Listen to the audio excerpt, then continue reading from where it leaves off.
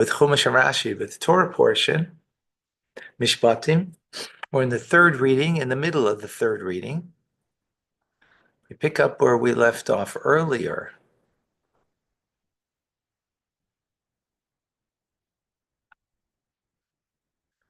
We are in chapter 22, verse number 10. So we're in the midst of, excuse me, explaining a guardian that is paid, a paid guardian, right? That's where we're holding. As opposed to, we learned earlier that an unpaid guardian doesn't, if it was stolen or lost, he's not responsible. But here, as we will see, the paid guardian is responsible. Okay, so we're in the middle. We started in verse 9, rather, right? That if a person gave his friend an object, an animal, or whatever, to guard, and now what happened? It died naturally, right? Or it was hurt, or it was seized by thieves, right? An animal seized or whatever. So now continues, verse 10, based on that. Shvuas Hashem tiyeh bein shnehem, there will be oath. Shvuas Hashem. So this is what we know also earlier, that there's an oath, because the word oath has not been used yet. Right. So there'll be an oath between the two of them, the two litigants, meaning the owner of the object and the guardian of the object. So what's the oath? That he did not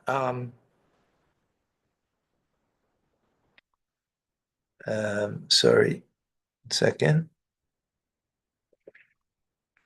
Then he did not lay hand, sent his hand, meaning lay hand, on the property of his friend, and the owner must accept. He took it. I mean, what does it mean? He accepted, and he doesn't pay because he took, because the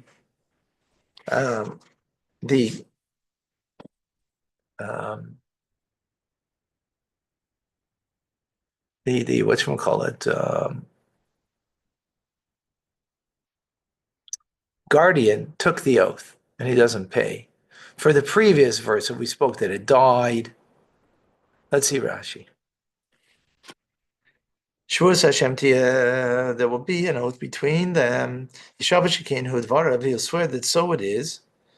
That he did not lay hand on this article that he's guarding, and he didn't lay a hand on it to use it for his own purposes. So because if he does lay hand on it, and subsequently the incident happened that it was seized by robbers, or it was or it died, and these accidents that happen, you're responsible.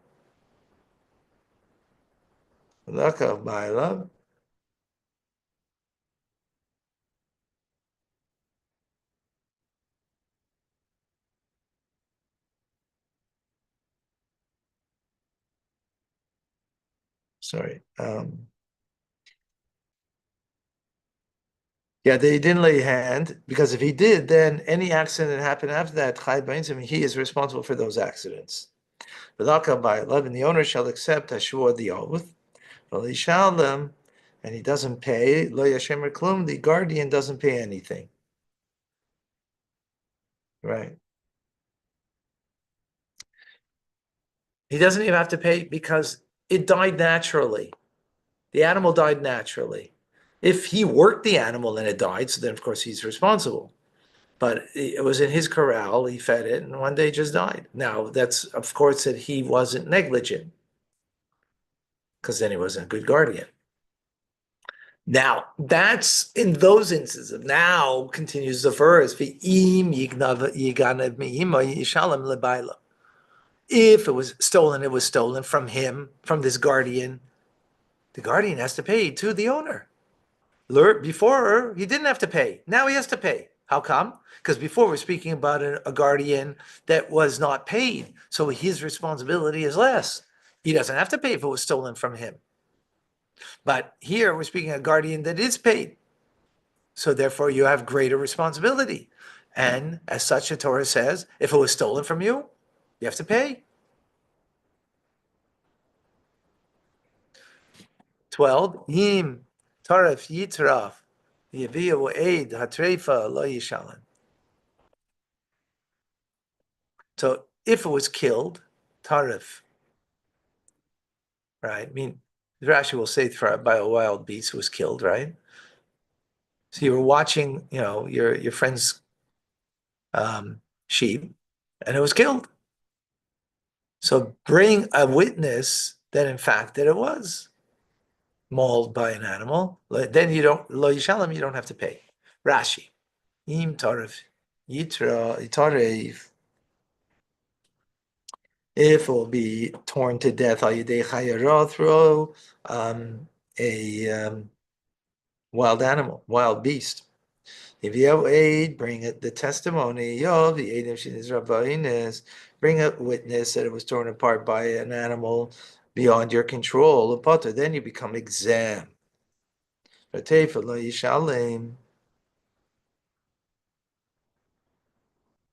And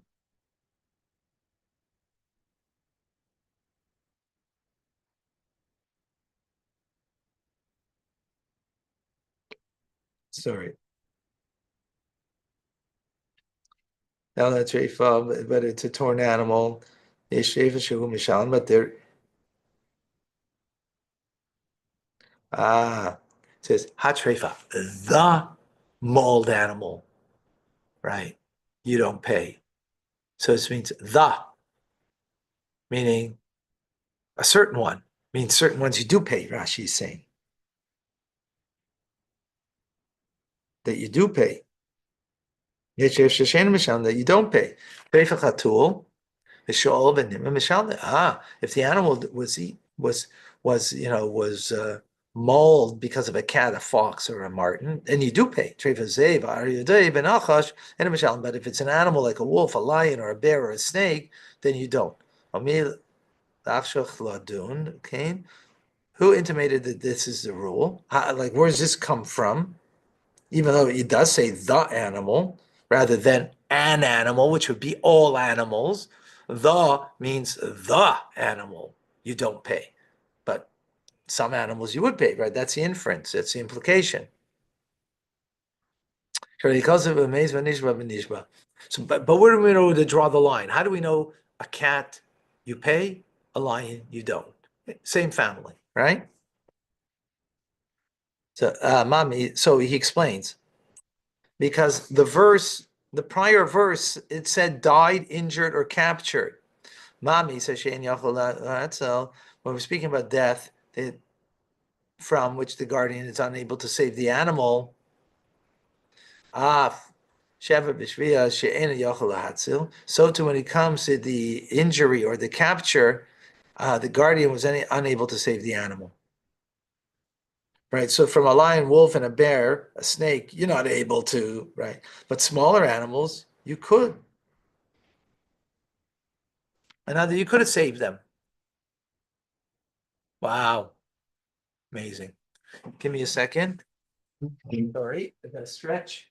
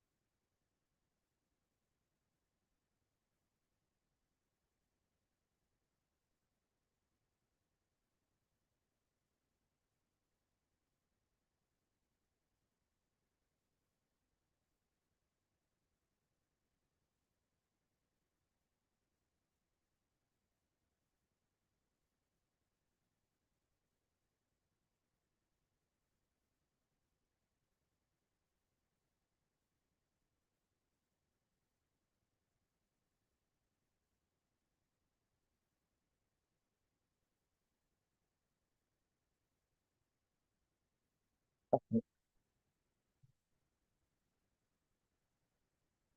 are we doing, folks? Yeah, thumbs up. We're good. Amazing. Okay, L'chaim.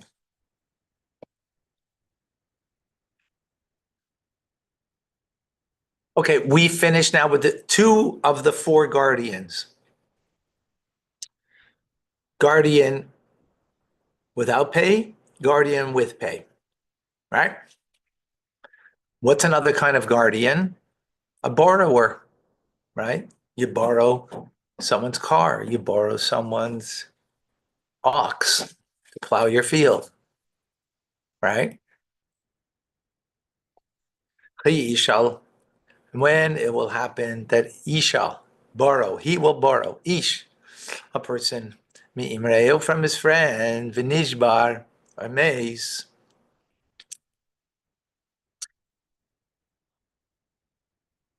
and it nishbar, it broke, or it died, animal, right? Let's say an animal. Balav ein imai, and the owner is not with him. You see there, it says employed to work with it, right? But that's Rashi, that's not the verse. Shalom yishalem, pay he shall pay.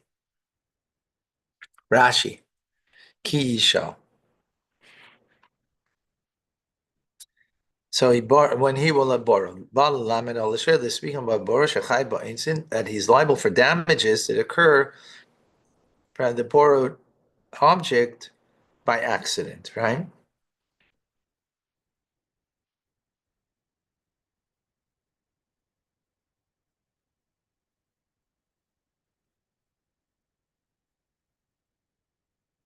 The paid or unpaid guardians, right? They're not responsible for such damages. We had that. That was in verse number 9 and 10, right? They're not responsible for theft. The paid one was responsible. The unpaid was not. But here, being you're a borrower, you have complete benefit. The one who lent you has no benefit. You have complete benefit. You're not paying for it, right? You're borrowing it. In a guardian, right? When the person gets paid, so he has a benefit, he's getting paid. The guardian, and he has a benefit. The one who gave it, the owner of the object, that his object is being guarded. There's benefit. Here, a borrower has complete benefit. Therefore, he has greater responsibility. And here we're speaking about the owner is not with him. So if the owner of the ox is not with the borrower,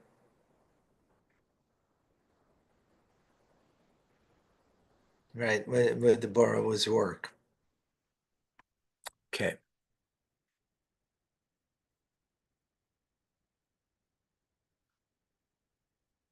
14. The im ba'alavima, but what happens if the owner of the ox is with him, for example, right? Lo yishalim, he doesn't pay. Im sachihu ba b'scharei. If now he rented, now before the first part of the verse is speaking about the borrower, seemingly, right? But now we're talking about you rented the animal or the object or whatever, right? So and you're paying a rental fee. That was in Bar B'schara, it's coming with a rental fee. And this is the end of the four guardians. So we have unpaid first, paid, guardian, borrower, that's a guardian because you got to guard the object that you, right? And now we're talking about a renter. And then the renter, it's like left open. Let's see. Well, it doesn't say what the Rashi, in Balavim, or if the owner is with him, whether he's with him, because the verse is left it very open. It just says that the owner of the object, let's say, let's use the cow, right? Is I borrowed it, and the guy is with me.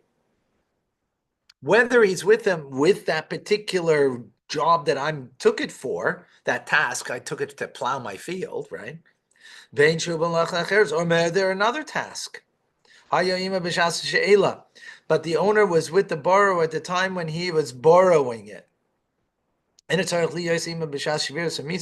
doesn't have to be with him when the actual injury or death took place. He's exempt from payment.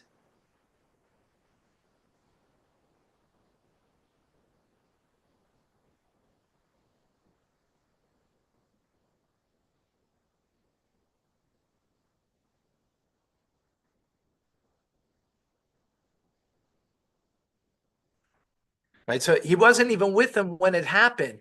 But when I borrowed the ox and I took Yankel with me, who its ox it belongs to. And he's working for me. And I plowed today. But then, he's only working for today. But at the time that I took it, he's working for me, both at the same time, right? And tomorrow he's not working for me. And tomorrow it dies. Not responsible. Don't have to pay. How come? Anybody? How come?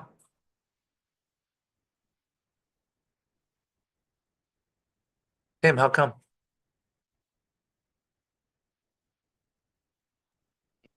Well, I understand, and this may be something I missed the first time around, but when he's not there, I mean, he was there the first day, but on the second day, he wasn't with it. So, Well, I gave that as an example, but yes, go ahead. but if he was there, then he could have guarded, made sure that Yankel was guarding it correctly. Okay, so the real bottom line is the reason for it is because that's what the verse, how the sages understand the verse, right? That's how they either it was received or derived, right? I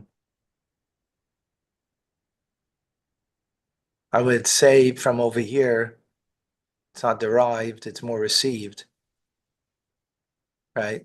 He's with him.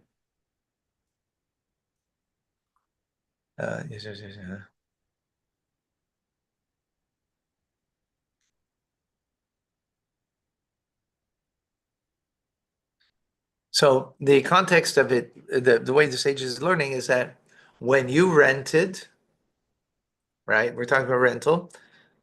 He wasn't with you, so you're responsible. If he is with you, you're not responsible. When you rented, not when the occurrence happened. So it's from the verse itself.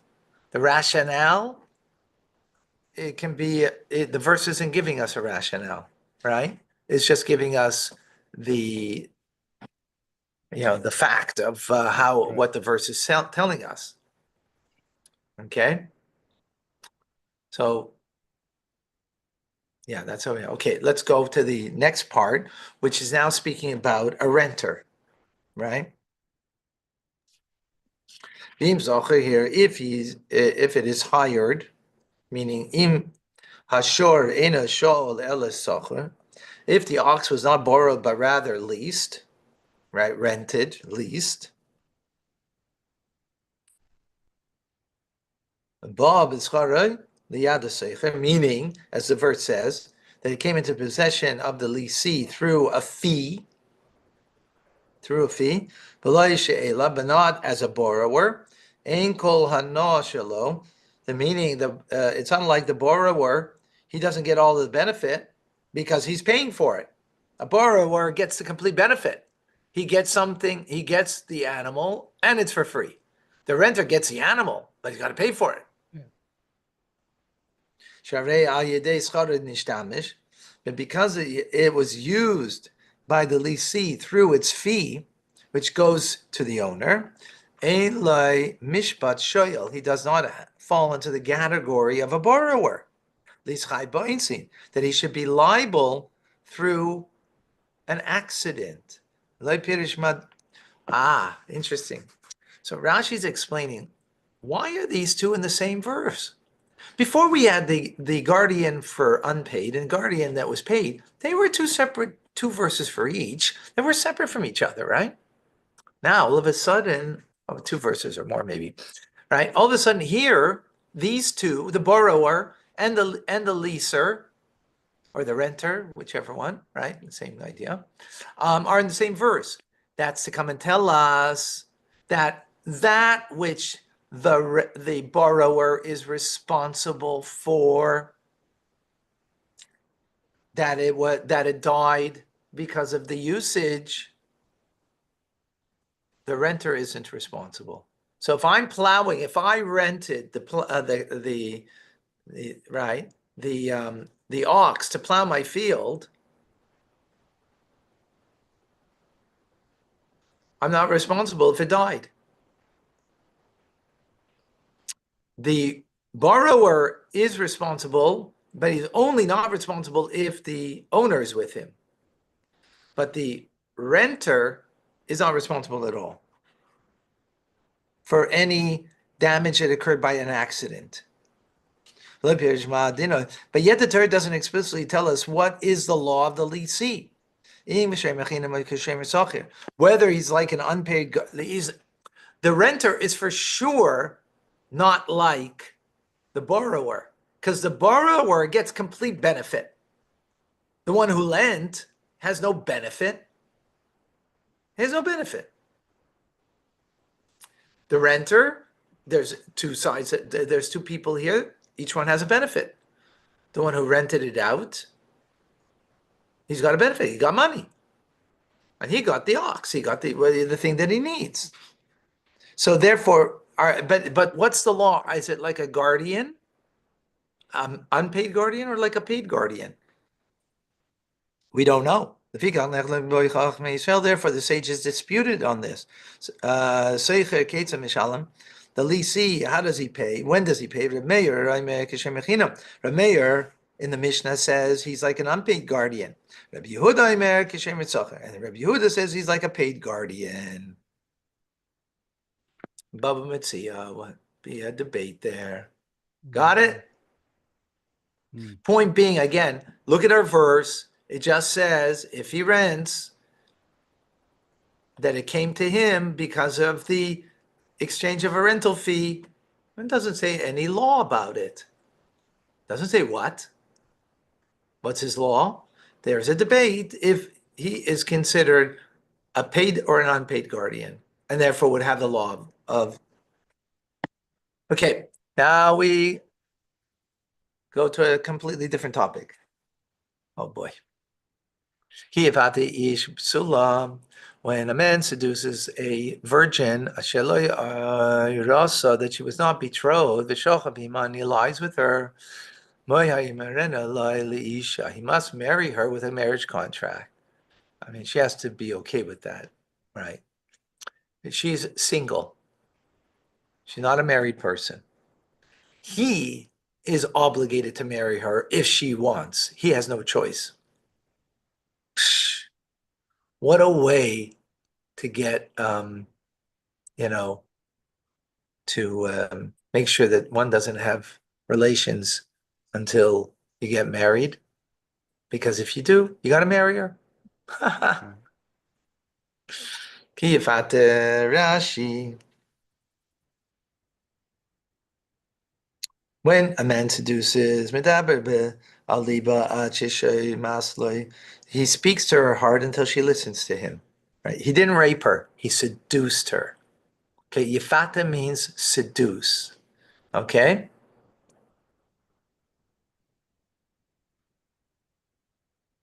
So Onkelos also said that he persuaded her.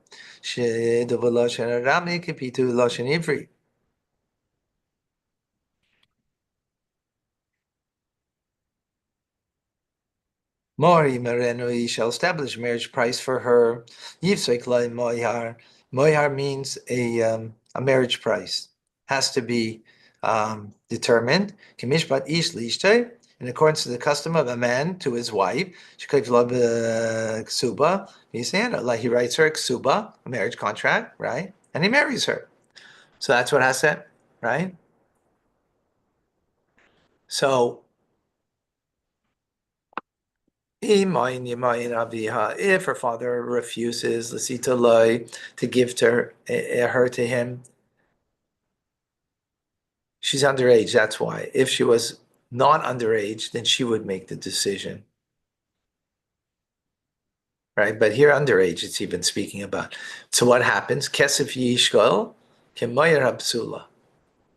He has to give her money in accordance to the amount of a settlement of a virgin.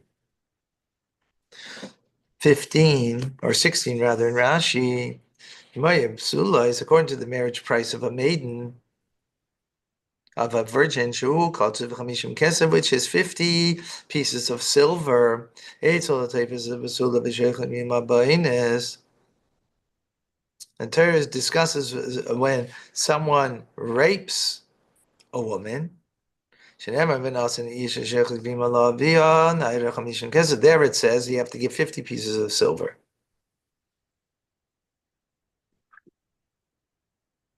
Okay, finish with that. A sorcerer, don't let her live.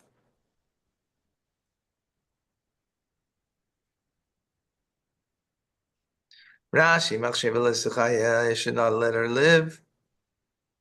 Ella, too much based in, but should be put to death by court. Whether it's man or male or female. But the verse is speaking in common. Because women are more found machshefas as sorcerers more than men. But it means anybody, right? That's why it's speaking in the feminine form. Sechaya is feminine, the tough.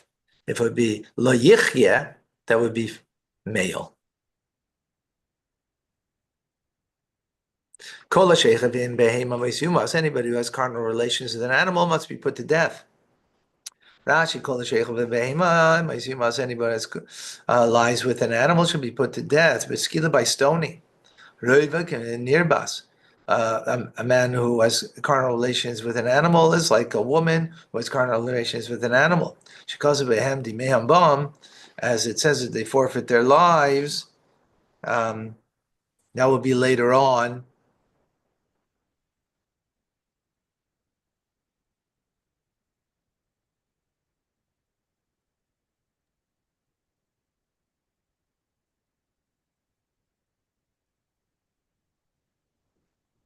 So that's later on. It says forfeit their lives. Here it just says death, but it doesn't say what's the death penalty. Remember this, of course, with witnesses, right? Mm-hmm. Witnesses that they're warned before they do the act, see them in the act. It's not going to happen that often, such a thing, but, okay. Zaveach le'alehim, someone who sacrifices to idols. Yecheram, bilti la'Hashem levade. So yecheram, put to death without to God alone. In other words, only to God you can worship. Rashi, le'alehim, la'avaydazor, to idols. Elo hayanokut le'nekim, if it would be vowelized with a tzerei, to God's Haya Tzarich Lefarish, and would have to explain Lichtoi Bacherim. Then it would have to say other gods. Asher Shamar, now that it says with a kamatz, to the gods. In Tzarich Lefarish, then you have to say, it means to the gods rather than gods. And therefore you'd have to say others. Shkolam, Shamash Bereish, Teva, Yimnikot Bechatav,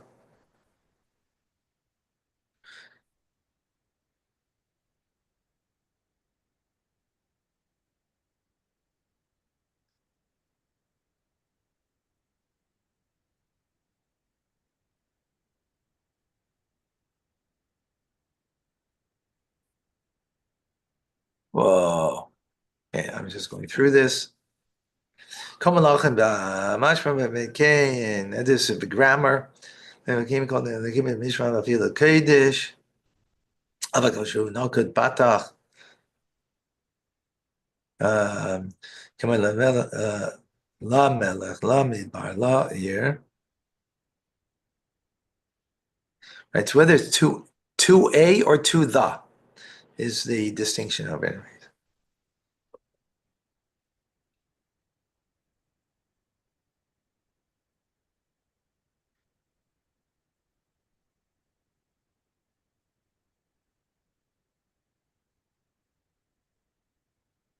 Okay. Next Rashi. Yecharam, they shall be destroyed. The word means destroyed, which Rashi says you must means put to death. So Rashi said, well, why did we destroyed? Why not just say put to death every other time, right? We use the term put to death because we're talking about the person who's serving idolatry, right? Clear question? Mhm. Okay.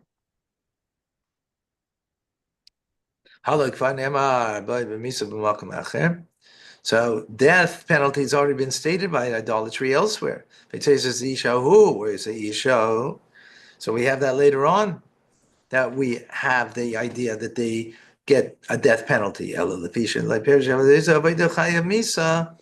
But since it doesn't say explicitly for which kind of act of idolatrous worship a person is liable for the death penalty.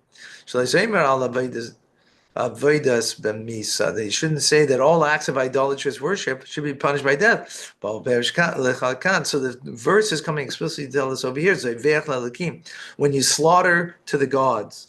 That's to tell you, so just like slaughter is an act of worship which is performed towards God in the courtyard in the holy temple for the sake of heaven. So I add also the slaughter here. The subject is to which the death penalty is for idolatry, right? In other words, just like we serve God in the holy temple when we slaughter an animal, so in that similar manner, slaughtering, right? Because that's the term that's used in our verse to tell you what's the parameter of called idol worship, right? So also one who offers the fire for the sacrifice or pours libation, which are also act done within the holy temple on the holy side. So if you do it in idolatry, then you'll be all these acts are performed are acts of idolatry. Whether this is a regular normal worship of this particular deity or not. Or it's, yeah.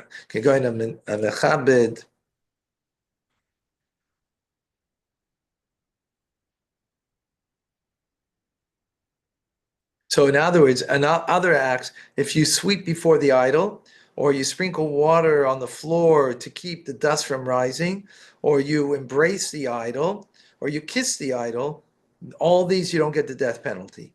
Even though your intent is to worship it, but it's not. You transgress a negative commandment, but you don't get the death sentence. Why do you get the death sentence over here? Because our verse says over here, Zoiveach, slaughter. So it's telling us anything that is as we do for slaughtering a animal for in the service of God, and all the things that are done in the service of God. So similarly, that's done for idolatry. Wow. Okay. Ager a ger means a convert over here. It's speaking about.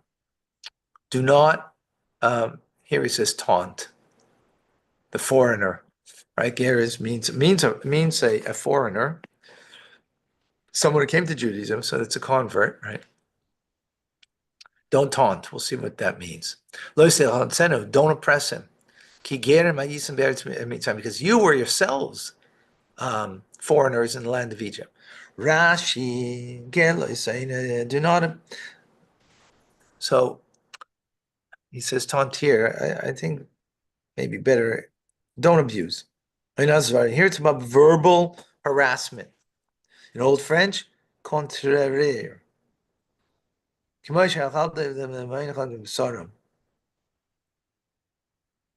So, an example, we learned this in Rambam. For example, they'll say, you're sitting down and eating kosher meal with someone who converts. You remember back in the days when you had a BLT.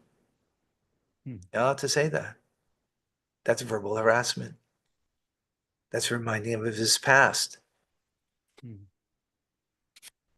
right? Do on oppress him, big zealous moment through robbery of his property.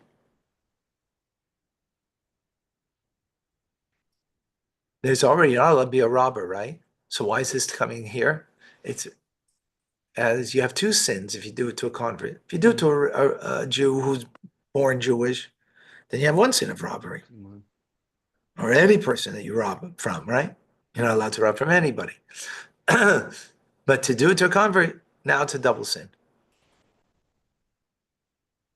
He said, why? Because you were strangers. Yeah, it's interesting because the verse here is giving a reason, right?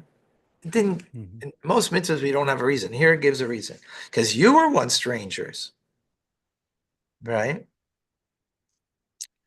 If you will abuse him, he can abuse you too. What can he tell you?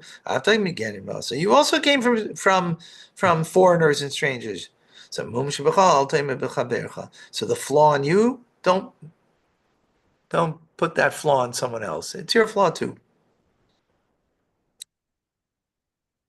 Adam Medina. Kolash and ger, any term of a stranger is means someone who was not born in that country where they presently reside. Elabam he comes from a different country, Lagusham, to sojourn there. Why Rashi says that, and we're speaking about a convert. Oh, because we're speaking that we were, in other words, we were foreigners. Here we're speaking about a convert who comes to the Jewish religion. And there it's speaking about that we were foreigners in a different land, part of the religion. So that's the idea. They were foreign to the land. Right. He must not cause any pain to the widow or the orphan. Rashi in 21.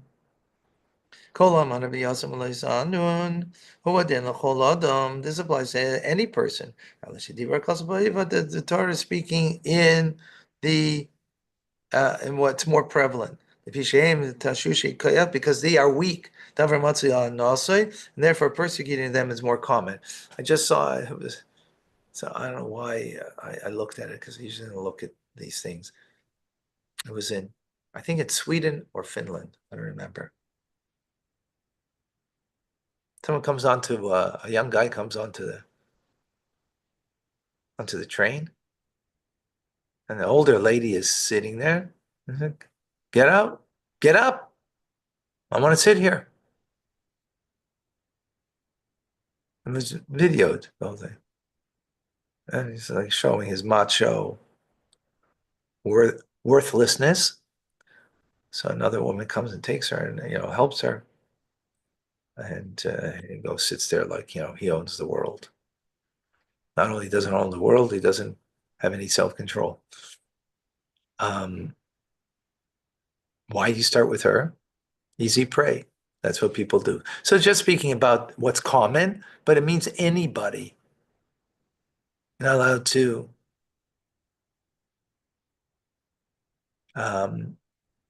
No bullies.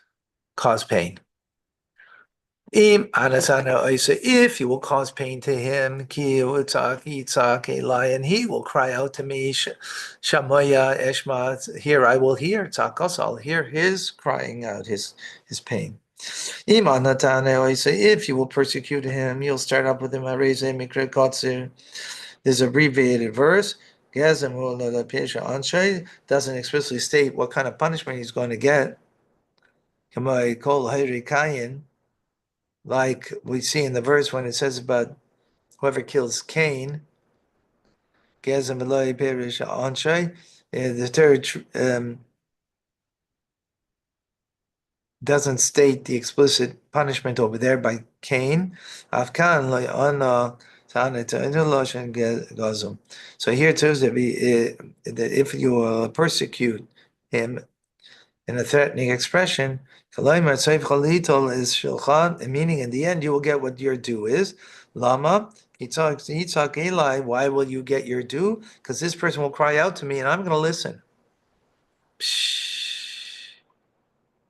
Charapi, and I will display my anger. I will have my anger. Verakti eschem, and I will kill you becherev with the sword. V'hoyu nisheichem, and it will be that your wives almones and your widows of benechem and your children yisaimim. There will be your children orphans. Whoa. V'hoyu nisheichem, and your wives will be widows. Oh, okay. No. Your wives will be widows, right? Do I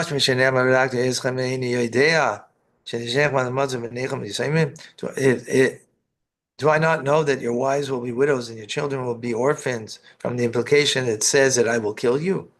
But this is a different curse. It's implied that I shall kill you. That the wives will be constrained like as in their widow, as being a widow from the living. Because it will not be witnesses for the death of their husbands, and she will be forbidden to remarry. He went out for business to another country, and word came back that he died, but there isn't a sufficient proof that he died that she could remarry. Guess what? She's married, but also a widow, because she can't remarry. That's what it means over here. The children will be orphans. Not that I will kill you and they will be orphans. Because the court of law will not allow them to take possession of their father's property. Because we don't know if he died or was taken captive, and if he's still living. If he's still living, so you're not the heir. The children won't be the heirs. So it's not here, not there. Right. That's separate from, so that's if you are, causing pain to another. Wow. What should you do? Kesef talve, when you lend money, it's ami to my people, it's ani to the poor, imach that are amongst you, loisia, loikanesha, you should not be for him, that you should not be to him like a creditor, not a predator, creditor. Loisitzim, when all of neshel, don't charge him interest. Rashi, Kesef talve.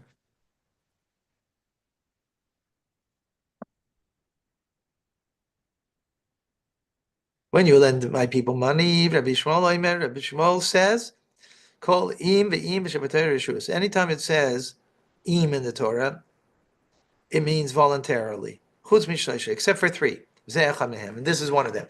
Because im usually means if you lend.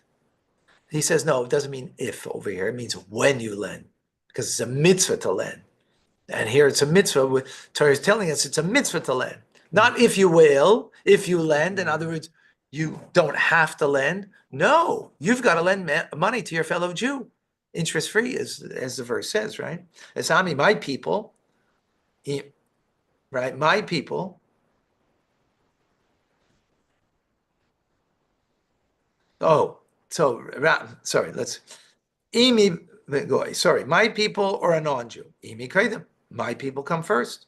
You have to give to a Jew first. Ani v'ashir, if it's between a poor and a rich person, ani kaidim, the poor person comes first.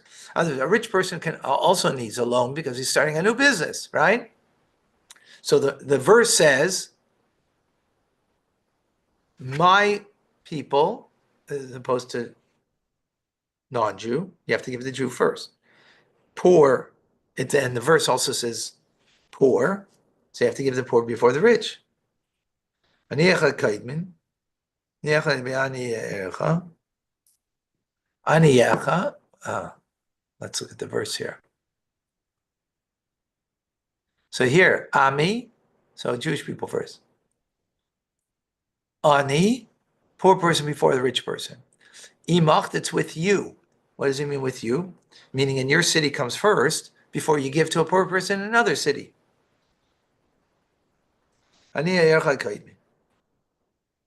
This is what the verse is saying. Im kesef talbid. When you lend money, and you have to decide whether to lend money to the Jew or to the non-Jew. Yes, ami talbid. So you lend money to my people before you give to the non-Jew. And from amongst my people, who first? It's ani, the poor. Ani, which per person? Those that are with you, meaning in your community, right? Actually, it's community before another community. Davar acher is ami. Alternatively, my people means that you should not treat. That was the first explanation. Now, second explanation gives an alternative explanation that you should treat him. That you should not treat him in a humiliating manner when you're lending him money. Shu ami, because he's my people. Wow. Son imach, the poor person that who is with you. You should look at yourself as if you're the poor person. In other words, if you make yourself like you're poor, then you'll be more empathetic to the one who is poor. Don't act him as a creditor. Don't claim what he owes you forcibly when you know that he doesn't have the funds to pay you back. Don't appear to him as if you're the lender. Because that will embarrass him. Don't do that. Neshech interest, ribis, means an increase. Why is it called a neshech, which means a bite? So like a bite of the snake. Because a snake bites a small wound in one's foot, and the victim doesn't feel. It's a small little bite, right? And suddenly what happened to that snake's bite? It puffs up, it swells, until it comes to his head and kills him. Right? The same thing as interest. He doesn't feel it. Originally, you don't feel the interest, right? You're not aware of it. Until it accumulates, and you lose a lot of money. That's why it's called a bite, snake's bite. Salmas reyecha ad boy hashemesh tishben aloy. So if you repeatedly take a person's day garment, well, that's what I should say, as a collateral. So you lent him money, and now you're taking a collateral from him. You must return it to him every morning when the sun rises. Ad boy hashemesh, until the sun sets. Right? That you have to return it to him until the sun sets, because he's got to use it, right? We're talking about people very poor, so he needed that for the day. It was his day clothing to go to work with. If you will take the fellow's garment as security, so the Torah is using a term chavala. Securing a loan does not mean that you take collateral at the time of the loan. But rather you took the collateral when the time came for the debt was owed now. I gave it to you for 60 days, 90 days, whatever it is. 60 days came. Now I'm taking collateral. Right? And because he wasn't able to pay, so now I'm taking collateral, right? How do we know that that's the case? I'm not sure.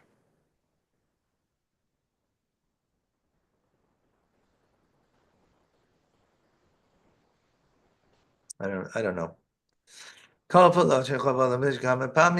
that it repeats it, the word the security, that you must do it many times. A lesson that you learn that, in other words, you're taking the security because he needs it he needs it for the day, right? So you have to, oh my Kodesh Baruch Hu, so God says, Kama ata chayev li, consider how much you owe me. You lent the money, consider what you owe me. Your soul ascends every night to me. And you're giving an accounting before me every night. And you owe me a debt. You didn't use your day, every minute of your day properly. Yet I return it to you every morning, over and over. I give you life every day. You too take the collateral, return it, take the again, and return it several times. Until the sun sets, you have to return it to him. The whole day it has to be for him until the sun sets. Because and when the sun sets, then you can go and take the collateral again at nighttime. Until the next morning comes. Here we're talking about a day garment. In other words, this is his clothes he wears for work. And you got to return it to him so he can go to work with those clothes. Right? He doesn't need it at night, so therefore it can be collateral at night. Last verse. 26, because this is his clothing. Levada, the only thing that he has. Hisim losai, it is his garment. La'irei, for his skin. B'ma yishkav. Now it's, what's he going to go to sleep with? Now it's speaking with a night garment, right? What's he going to sleep with? And he will cry out to me, because I'm compassionate. Rashi, this is his outer cloak. This is his shirt that's against his skin. What's he going to lie with? This includes the couch. In other words, this is his night stuff that he needs at night. So you gave back his day clothes. Now what do you take for collateral? What he doesn't need during the day. So you're going to take that collateral and you have to return it to him at night because he doesn't have it. Wow, we did it, folks. God bless you all. Thank you, Rabbi. You're all amazing.